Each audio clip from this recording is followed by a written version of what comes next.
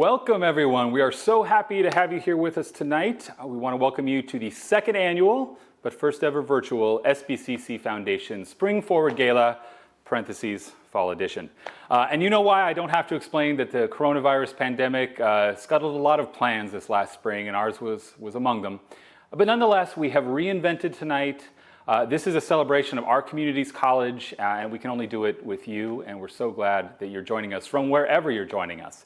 The event itself, because of the generosity of our sponsors, who you saw on those slides just a moment ago, and who you'll hear a bit about in a while, we decided to open the doors. We removed the ticket price. We said, come one, come all. We believe that everyone should be able to celebrate with us Santa Barbara City College. 111 years of our community's college, 44 years of this foundation, and that's all thanks to the generosity of all of you.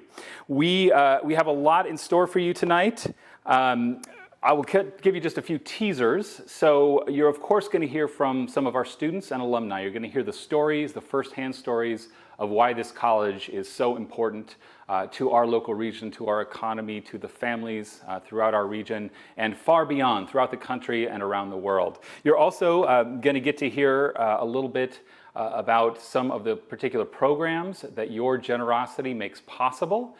We have a special guest tonight. I'm very excited about this. Dr. Sarah Goldrick-Robb, who is nationally and internationally at this point renowned. She is a leading voice for equity and access to college. We're going to get a live chat with her. That's one of the benefits of a virtual world. You can be anywhere and be part of tonight's event. And I want to say that tonight we do have that. We have students, we have staff, we have faculty, we have administrators of our college. We also have donors and supporters from across the region, throughout the state, many of our colleagues, and really across the country. We have alumni from just about everywhere. So we're so grateful that you're all here with us tonight. We want to kick this off, however, with a formal special welcome from our very own superintendent president, who joined us just months before the pandemic. But I want you to all please welcome to the screen Dr. Utpal Goswami. Good afternoon, and welcome to the SBCC and SBCC Foundation's second annual Spring Forward Gala. We are celebrating 111th years of SBCC. It is also the 44th year of the partnership between SBCC Foundation and the college. The foundation stepped up wonderfully. The $2 million that the foundation put towards student aid is among one of the highest amounts that any community college foundation has provided for students. And that has allowed us to provide many kinds of services to our students. And your support and generosity to the college over the years has allowed us to become the institution that we are.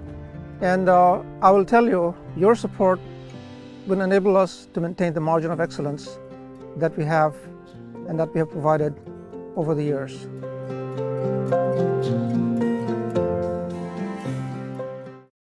Thank you so much, Dr. Goswami, for your leadership and your support of our foundation. As you heard Dr. G say, as he likes to be called, the margin of excellence, and that margin of excellence that is provided by the foundation because of your generosity. That's what we're here tonight to celebrate.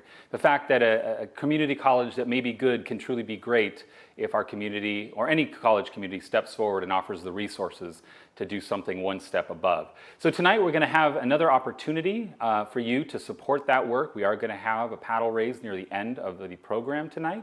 And we're also going to go out, and I'll give you just a teaser right now, we're going to go out with just one example of what that margin of excellence looks like, and that is our SBCC music department. In concert last fall, we had a beautiful film made, great sound editing, great lighting, full concert video, 2.5 hours. It's never been seen. Except for tonight, you'll get to see a bit of that thanks to our friends at Mentality Creative. So that's coming along as well. Let me just tell you a little bit about the foundation. So Santa Barbara City College Foundation, if you're newer to us, we were founded 44 years ago, as Dr. G said.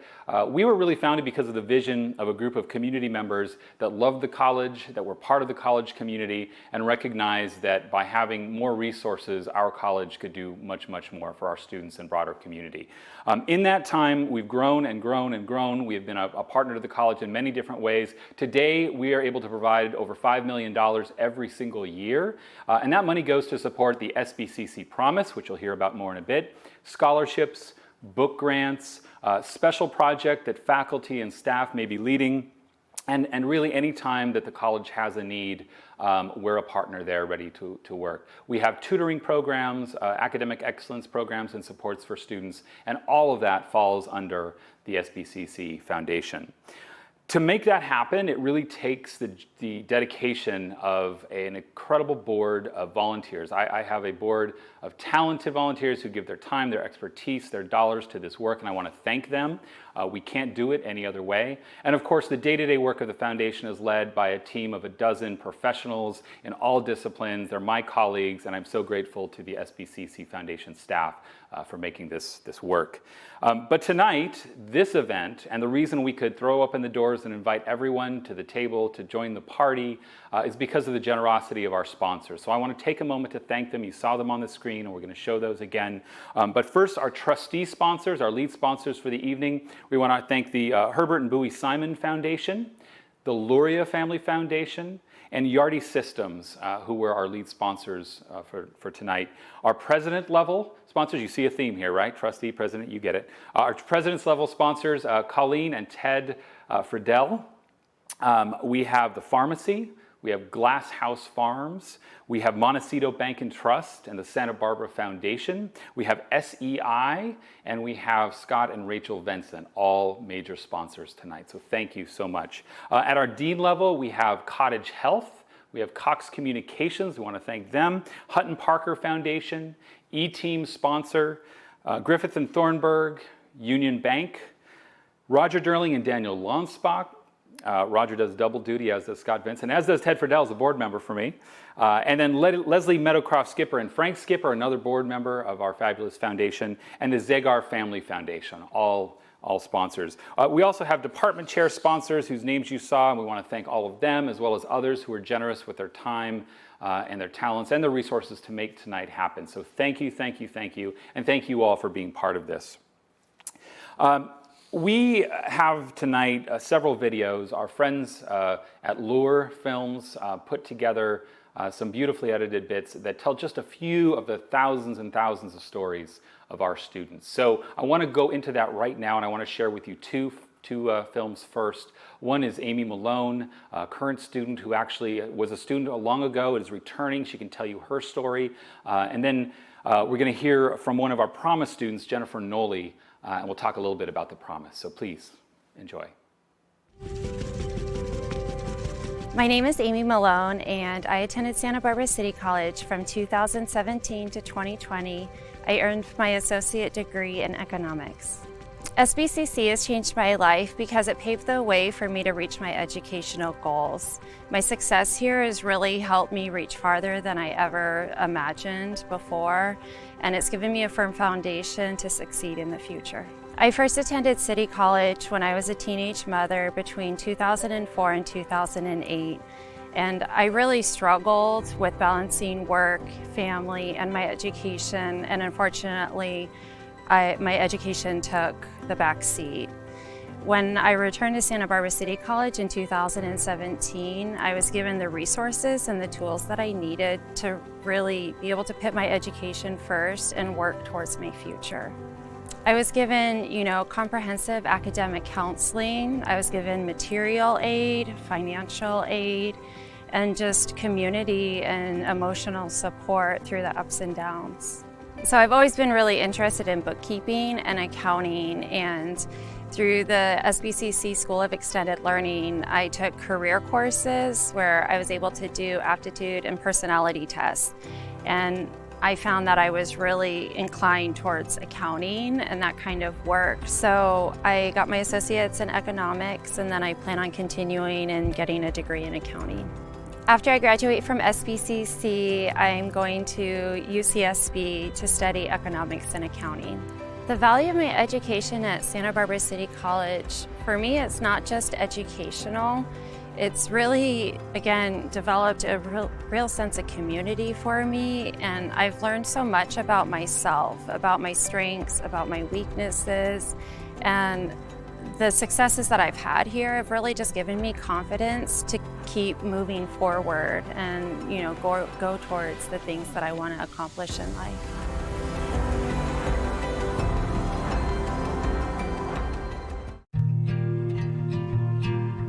My name is Nnoli, and I attended SBCC from 2018 to 2020, and I earned an associate's degree in anthropology. I'm studying anthropology, and I'm passionate about it because I've always had a fascination for just people in general, and I feel like that comes from the fact that I am aware of the fact that everyone is so different. I come from a low-income household, so definitely having free schooling was super nice. The support services at SBCC helped me prepare for life outside of community college by setting me up with the right counselors I needed. The Promise had counselors specifically for Promise students, and that was nice because they knew exactly where we were coming from as students who are from Santa Barbara and from low-income households, and they knew exactly how to set us up to move on past CC. I graduated SBCC in May, and I'll be going to Berkeley starting next week. I didn't apply to Berkeley out of high school, and I'm glad I'm going there now, and I would have never had this opportunity if I didn't go to CC and I didn't get implemented in the right direction by my counselors to where I should go. I'm excited for Berkeley because I feel like Berkeley students has this kind of mindset of like innovation and wanting to strive for greatness, but I feel like that's really ingrained in the history of Berkeley. I feel like they've always had a certain message in the civil rights movement. The value of my education at SBCC is absolutely inexchangeable. So much growth has happened through educationally and just personally because of the people that were here on campus and my professors and the counselors and my friends. It's just all great. SBCC definitely put me in the right places and the right direction I needed to be to just be a wholesome person, honestly.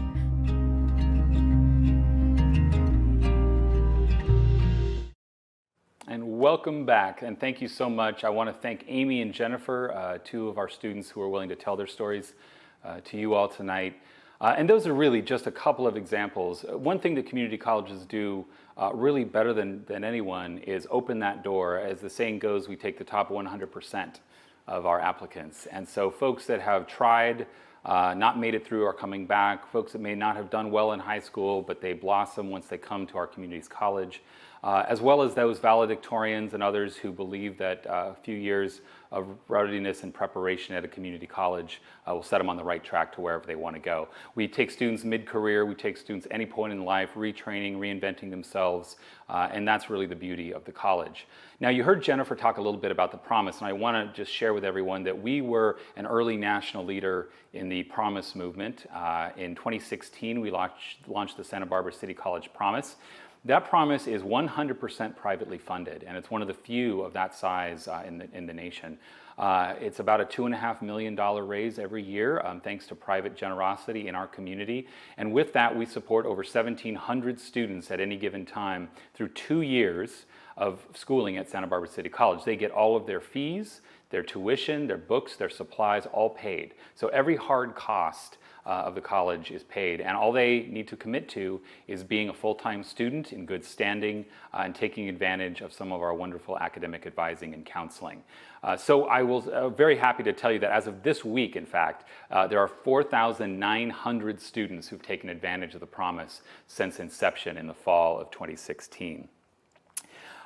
We do other things though as well, and of course we are a college situated in the south coast of Santa Barbara County. This is our community, but there's a long history of SBCC being a leading transfer institution and welcoming students from all over the globe through a robust international students program. So in this next couple of segments, I want to share with you two other student experiences. The first is Pratima Sherpa. She is a student from Nepal at our school right now. She's also a student athlete and a very successful and very good one, so watch out for her. And then you're going to hear finally from Alberto Lule. Alberto was actually our commencement speaker just a couple of years ago. After serving a prison term, he returned to school and has just become a real force in the arts world, and you'll hear a bit about that. So we're grateful for these students as well, and we're going to introduce you right now. My name is Pratima. I'm a student at Santa Barbara City College and I'm studying business management. I'm from Nepal, so I grew up at the golf course and my parents are still working at the golf course. In Nepal, we don't have any golf team, ladies golf team. So this is at Santa Barbara City College is my first college golf school where I have so many experience. I'm studying business management. I think business is a very broad subject, and it is very useful for your future, and you can use business knowledge like to everything. So especially like I want to grow business in Nepal, especially golf business. So that's why I'm studying business management. Next year I'm transferring Cal State Los Angeles. I will be studying there for 2 years and also playing golf for their team. So excited, and after that college I'll be trying to get professional card. For me, golf is my hope, not only for me but also for my country, because we don't have golf in advance in my country. Like golf is not popular in Nepal, so I want to develop a golf in Nepal, and especially for women, because they haven't received any kind of training programs, support from the government or the Nepal golf family. So I want to give a support to those women's golfers. The value of education at Santa Barbara City College is very powerful. I have learned so many things from this college. Like I made so many friends, like international friends, so many teachers, and I learned like how to socialize yourself with other people, and also like learn like how to be confident, how to be self-dependent, and I think it's gonna be useful for the rest of my life. It has been a really good experience. I'm very fortunate to be a student of Santa Barbara City College.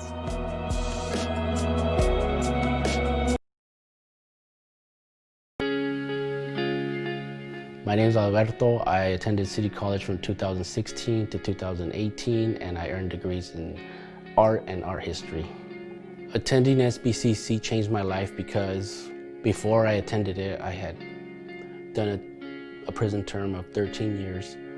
And as soon as I got out, I realized the first thing I needed to do was get back into school. It was the only way that I thought was gonna keep me from going back to prison.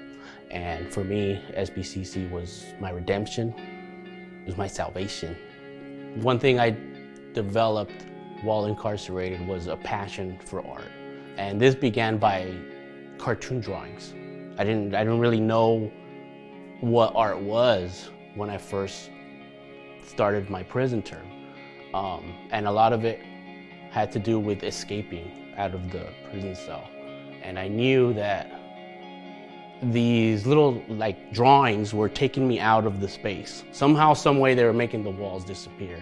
And I really liked that. And that led to art history books, it led to studying paintings and all of these other like really great things in art. And it started from just simple cartoon drawings, and now it's become just kind of like this passion to really take it to the next level.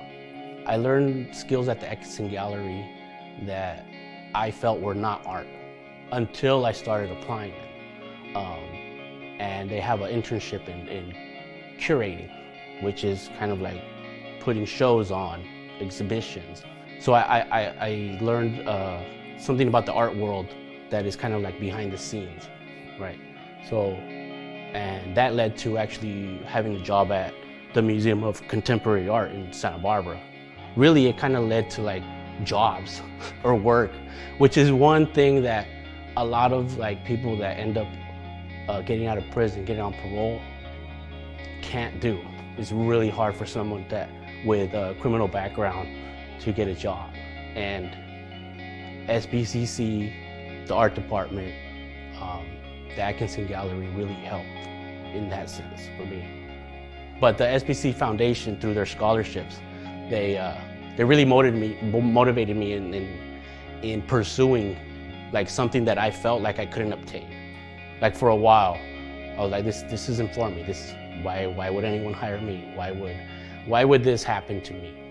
And what the foundation does is offer these opportunities to students that are on the margins like that. They're kind of like non-traditional, right? They have issues and they have things going on outside of school that's not really letting them be the best student that they could be. And the SBCC Foundation helps in that. The value of my education at SBCC, for me, like has no price tag on it. When I got out, I knew that I needed an education. I needed to pursue like an education that was more than what I already had. But I had no idea that through SBCC and the SBCC Foundation, what level I could reach, right? When I applied to UCLA, that was just on a whim. I thought, my heart was set on UCSB because I felt like I had earned that. And when I got accepted to UCLA, then I got accepted to UC Berkeley, then I got accepted to UC Santa Cruz. It was because of the SBC Foundation and the SBCC faculty and the SBCC programs that really like kind of pushed me over that top to get to that higher level, to motivate me to be like an overachiever, right? Because that's what it really takes to get there, is to really push yourself. And programs like the transitions program, the SBCC Foundation scholarships, those are all things that kind of like build you up to become the best student that you can be. And through them, I felt that I can go wherever I want.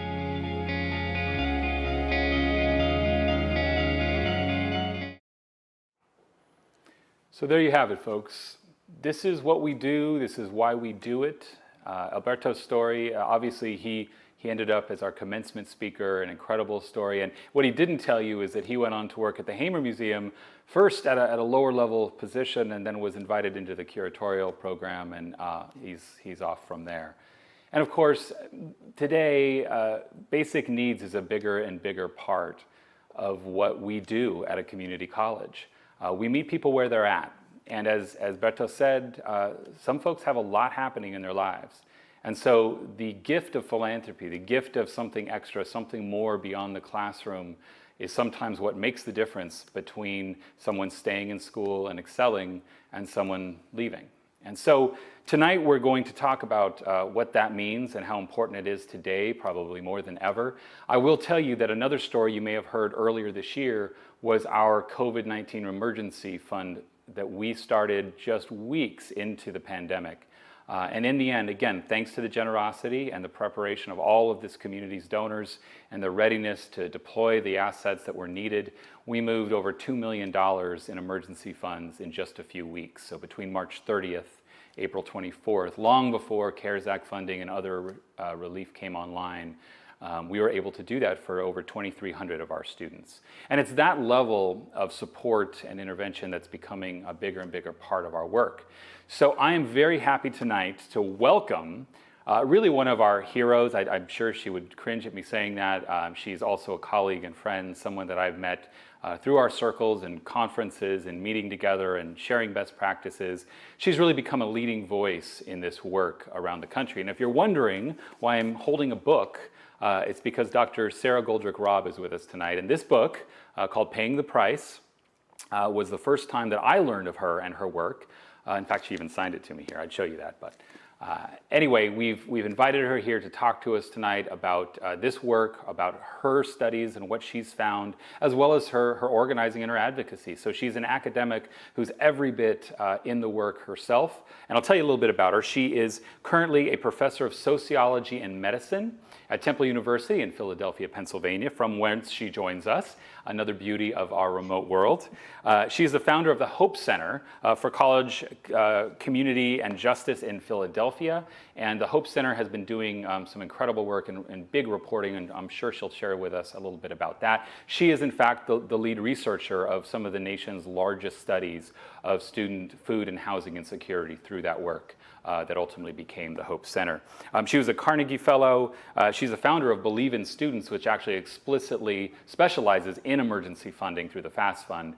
And I can go on, and I'm sure she wouldn't want me to. So I'm going to welcome to the screen Dr. Sarah Goldrick-Robb. Sarah, thank you so much for joining us this evening. Thanks for having me. I'm really glad to be here with you tonight. We were talking in advance, or trading texts. You gave me some insight into your calendar, and it is intense. You clearly are looked to in this very important subject these days from all corners of the country. But could you share with us maybe a little bit about what drew you to this particular subject? It's something that many people have never really thought about, especially folks that think of college in previous generations. Yeah, well, look, I'm trained as a sociologist, and that means that issues of things like income inequality and racial disparities, subjects that we're talking a lot about these days, they're really our bread and butter as sociologists. We're fascinated by them. And one of the questions that I have been wondering about for 20 years, and it's a question that we didn't used to ask enough, is why is it that so many people who so badly want a college degree nonetheless don't get there? And why do so many of them who start college leave without finishing? And as I began to explore that topic, again, close to 2 decades ago, I knew that financial aid mattered. And I'm sure we've all thought a lot about, the scholarships and the different programs and the loans and all of that.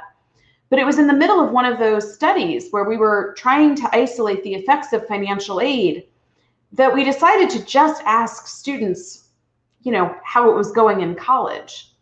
And in a very open-ended kind of interview situation where my team was confronted with, ordinary undergraduates, nothing particularly extraordinary or disadvantaged about them, just regular people. We asked this question over and over, how's college going?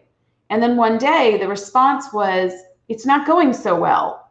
I haven't eaten in 2 days.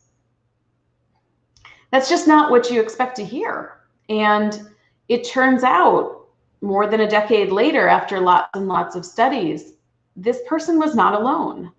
And this wasn't a one-off experience. And this wasn't just a bad school. And it wasn't just, it wasn't because of the pandemic. This was long before the pandemic. It turns out there are students facing these challenges all over the country. And many of them are people who were A students, in high school, or they know exactly what they want and they're working really hard, and things just are not coming together financially. And so we've really begun to discover that we can't assume that even a student on a quote full ride scholarship has all of their needs met, and that we've got to lean into meeting their basic needs.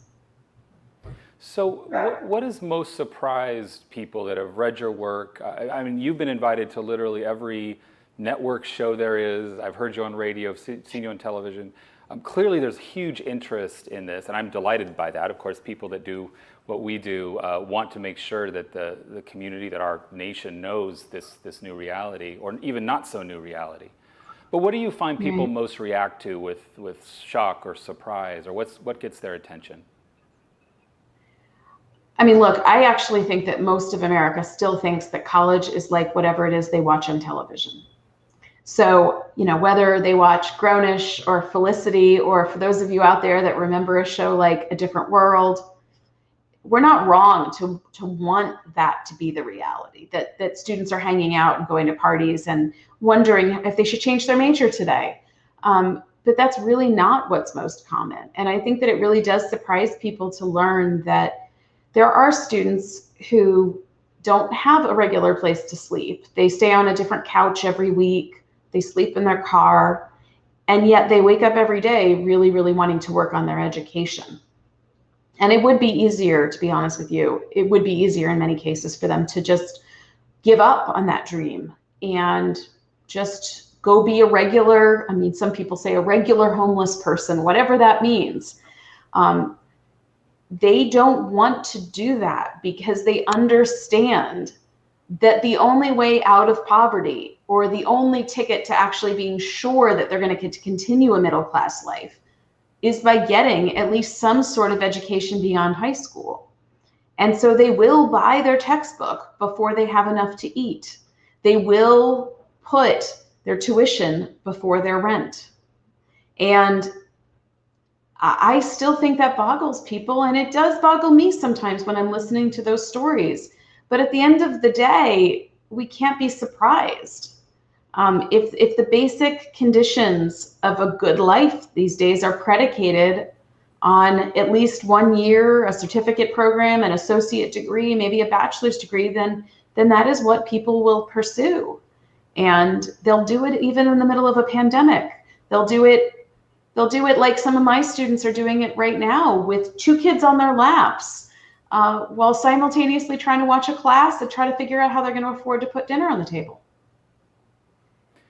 So can we talk a little bit about what has changed? Because you mentioned that certainly people have an idea in their mind about what college is, what college going looks like, what being a student means. And I know for many, it's their own experience. They remember what they remember, and they had an experience and they refer to that.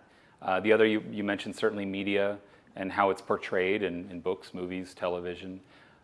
And of course, there's some truth to those versions as well. It just seems that those are becoming a smaller and smaller minority of the reality for folks. What has changed if you look back over the last half century? I know you study the current moment above all at this point, but what do you see as the factors that have led to the situation we're in now? Yeah, there's a couple of really big things that have changed over time. One of those things is a good thing, which is that we've opened up the doors to higher education in a pretty big way. And we did this with federal policy, we did this with state policy, we did this with the actions of colleges and universities and philanthropy. We said you should not only have the shot at college if you come from privilege. And so we changed a lot of things. We built the nation's community colleges. We also rethought what it takes to be able to get into college. We realized that standardized test scores were not the only way to measure whether somebody could actually benefit. So we expanded opportunity, and you know what? That means that not everybody who comes to college has 2 parents backing them. It means that not everybody who comes to college comes with a full plan in hand. And it means that a lot of people come to college now with children. In fact, almost 1 in 4 college students in the entire United States has a child at the time that they're actually going to school. Another thing that changed is public policy. As we have increased access to college, we actually decreased resources for students on a per student basis. I'm not saying that we're not spending more as a country on higher education. We are spending less on a per student basis, which is what actually matters. So if you're thinking, where are the advisors? Well, we're offering colleges less money to actually pay advisors on a per student basis. If you're asking, where's all the grant aid? Well, we pay more grant aid in total, but again, less on a per student basis. And another thing that changed is that everybody for a long time in this country has worked their way through college, but work does not pay like it used to. Part-time work is especially hard to find, and part-time work that pays a living wage is nearly impossible to find. And this has obviously been exacerbated during the pandemic as well. So if making ends meet during college is no longer possible, even with financial aid and working, and to be clear, the vast majority of housing and food insecure students in our country are already getting financial aid and working. If that doesn't even add up to being able to pay your bills, well, then here we are, students in school without their basic needs met. Well, so let's talk a little bit about solutions, because as I said by way of introduction, you are an academic, you are someone who studies this, but you are also an activist. You're someone who is a philanthropist. You're someone who tries to build solutions.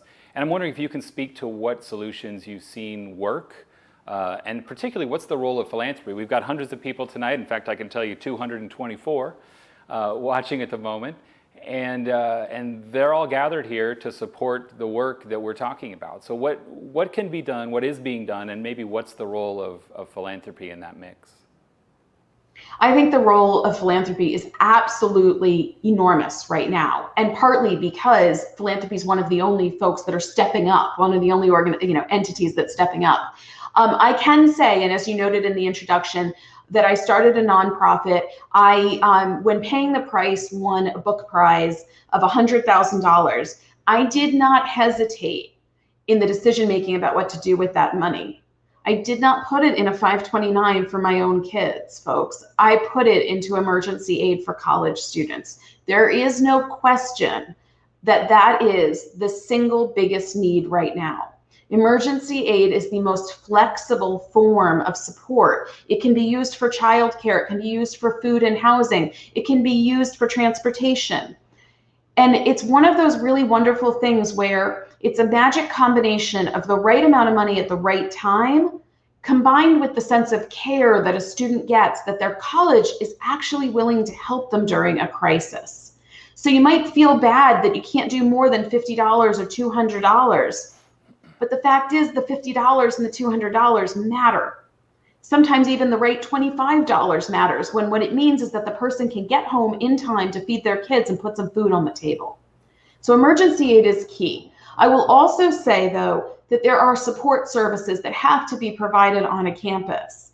They do need to have the ability. For example, sometimes campuses are using philanthropy to be able to lean in a little more to providing some social work services on a campus. Sometimes it's philanthropy that allows the campus to be able to start a new food service partnership, to try something different, to bring something more affordable to campus.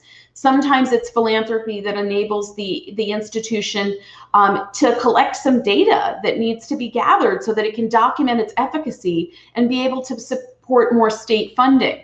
Okay, all of those things are important. And I think philanthropy has a big role to play in systems change as well, partly by investing in the new and the innovative. A lot of what we do at the Hope Center is we try things that have not been tried. We partner with the nation's community colleges, and we try to see if, in fact, these solutions that these wonderful people are creating can be scaled. We know that philanthropy cannot act alone. It is very clear that philanthropy cannot be a substitute for government support. So to the extent that that philanthropy can support advocacy, can support students who tell their stories, can support people like Jeff who actually can go out there and build the case, that's also critical. There really is no question that at the end of the day, we are going to need big changes at the state and federal level to fight for these supports for students and to make them central. But in the near term, it's philanthropy that's going to get there faster and help the students. I couldn't have said it better myself. I'm sure of that because I've tried to say that before and it didn't work as well. So I just want to thank you, Sarah, not only for your work, but for, and truly that schedule you keep, always being a voice for our students and for better equity, better access, better fairness.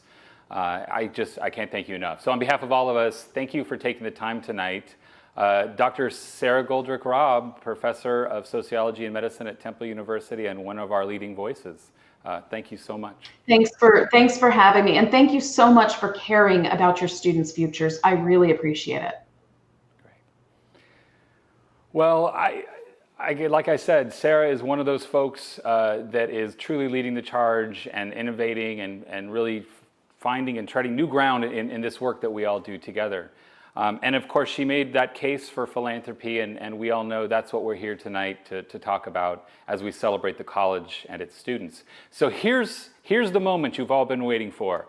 I am going to lead us through a brief paddle raise, virtual style, and I will say that is a new trick. And so for those of you, if we're used to being in a room and trading hugs and handshakes and high fives, instead we're doing it from wherever we sit, and I want to thank you. I've been watching the screen. So many of you have already made a pledge or a gift tonight, and we're grateful because that's how this work happens.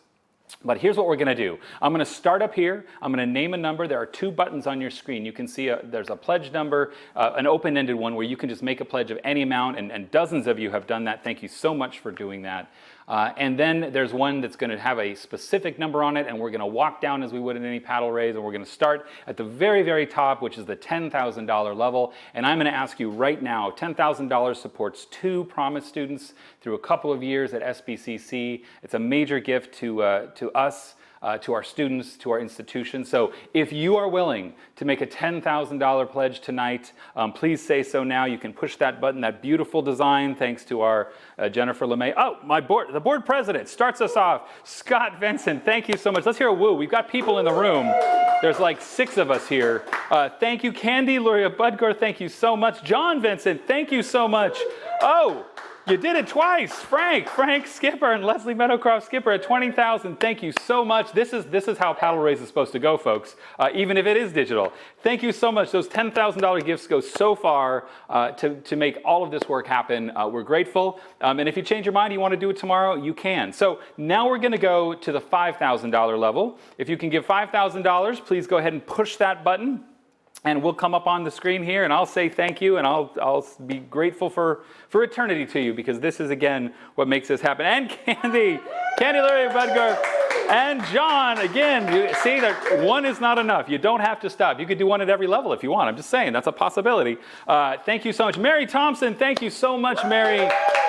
We are so grateful for everything you've done. These are the folks that make it happen. Martin Gore, thank you so much. $5,000. Thank you, Martin. Thank you so very much. And Lori Ashton, who is another board member of ours.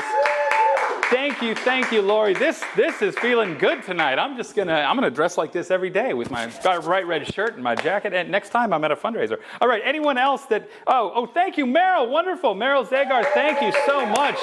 Another one of our sponsors, as have many of these good donors. They've given before, they've given again, and they're giving again. Thank you so very much. This is what makes the work possible. Anyone else at the $5,000 level? Anyone else? If not, and again, you can change your mind at any time. You can go back up and you can make your own number. We're going to go to the $2,500 level on your screen, however.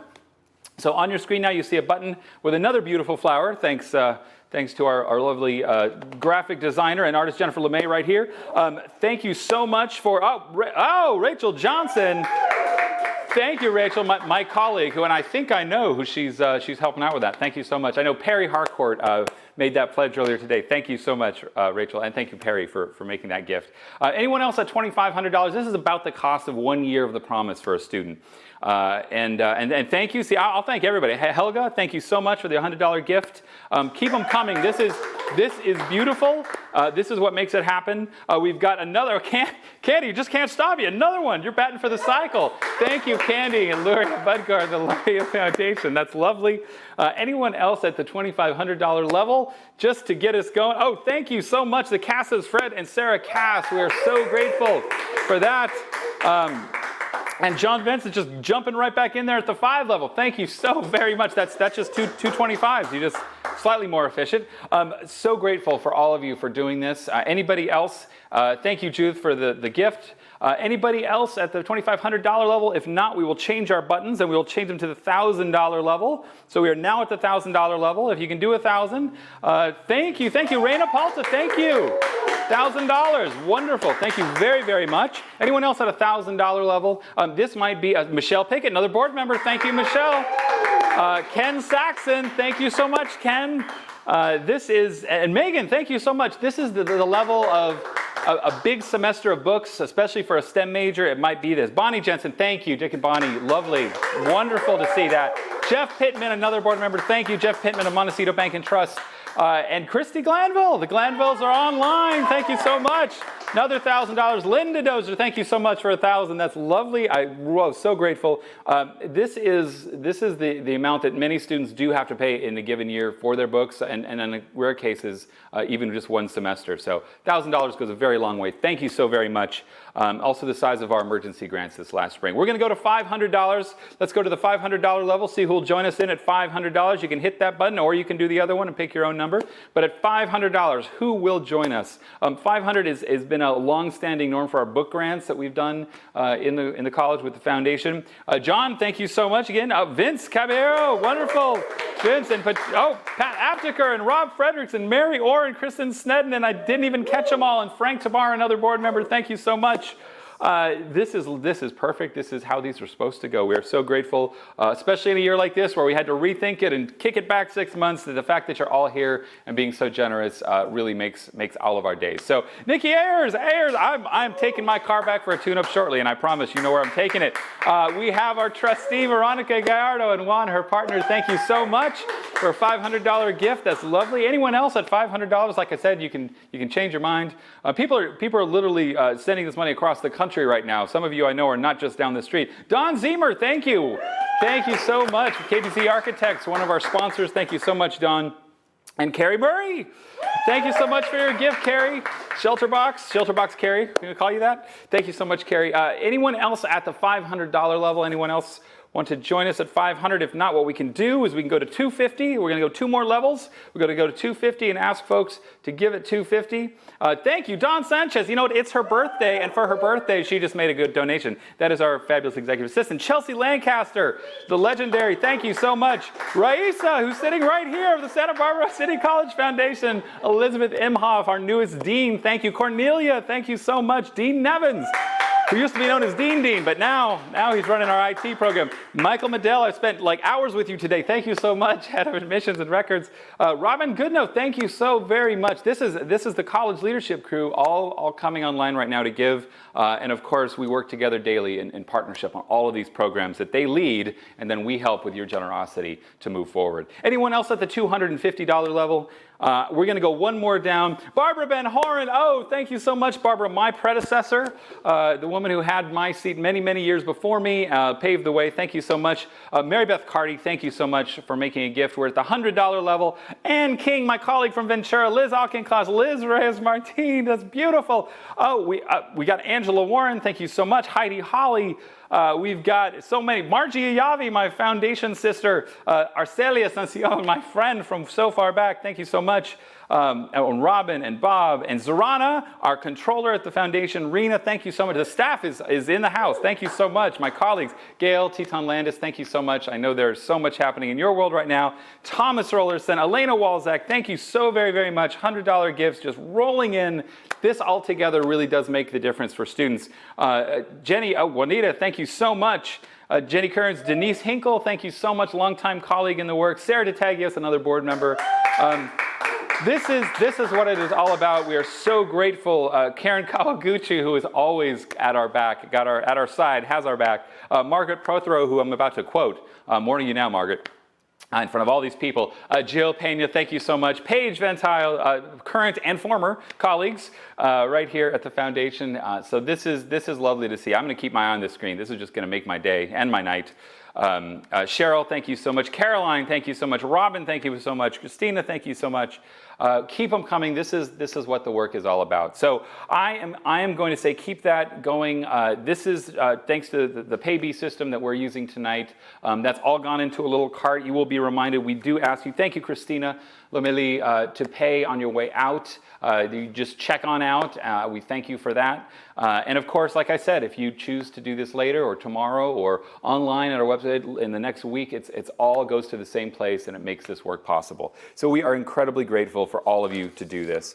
I want to say by way of closing, I'm going to start leading into this teaser that I promised you. The way this works is just to have the energy. Raisa tells me the chat has been on fire all night. We're so happy that you were here. Several hundred of you were here tonight. That was beautiful. And it still is. You're still here, so don't go away. We got something special for you right here. I want to thank all of our sponsors. You made this possible for us not only to be successful in our fundraising, but to throw the doors open and truly invite everyone who was interested to celebrate with us. I want to thank every donor tonight and before and every donor that's going to come. Thank you so much, Carrie. And I want to thank, again, all of our attendees. You know, this is our community's college. We do this with partners and partnerships every day. And in fact, I want to tell you tonight happens to be a very busy night in our little community. We've got a number of events coming up right after this. Girls Inc. of Santa Barbara. You saw Barbara, the CEO, give just now. She's got her own event starting in 10 minutes. We've got the Santa Barbara Independent doing a forum for our candidates for the trustee seats. We've got Future Leaders of America, my friend and colleague Eder. So there's just so much happening. Please, I thank you for your support of us, and please support all of our partners. It is truly great work that we get to do together. Now, I am going to introduce this with a very special quote. This quote came from Margaret Prothero, who I just shouted out a moment ago, who's giving tonight. Thank you so much, Rich. Thank you so much, Kristen and Carrie. Margaret said to me, "Move their hearts with arts, not charts." She knew that I'm a fan of charts and graphs. And yet when I told her what we were going to do tonight, she gave me that little gem, and I'm going to use it. And I told her, so I have permission. Thank you again, Margaret. What we have for you right now is a teaser clip from our fabulous concert back last fall, which seems years ago, September of 2019 at the Lobero Theatre. Our remarkable SBCC music department, sitting in with Michael McDonald, the multi-Grammy winner, now Rock and Roll Hall of Fame member, who's been so generous with our college. And these are students and faculty of Santa Barbara City College. People don't realize the caliber of musicianship that happens here. So we've got, thanks to our friends at Mentality Creative, a beautiful concert video, and we're just going to show you 4 tracks from this, one of which, the second one, features our recently departed friend, Ken Riles, who was faculty with the music department. He passed unexpectedly just a couple of weeks ago.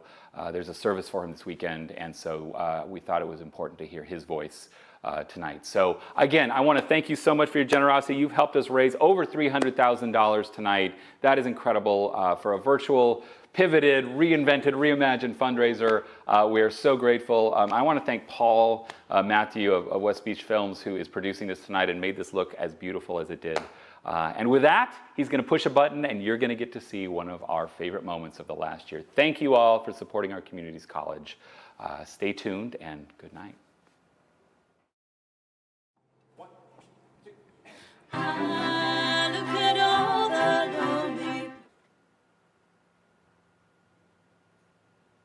Well, you guys are still here? Thank you so much for sticking with us. That was the fabulous SBCC music in concert with Michael McDonald last fall. We're so grateful again. Thank you so much for being part of this, and we'll see you soon. Enjoy.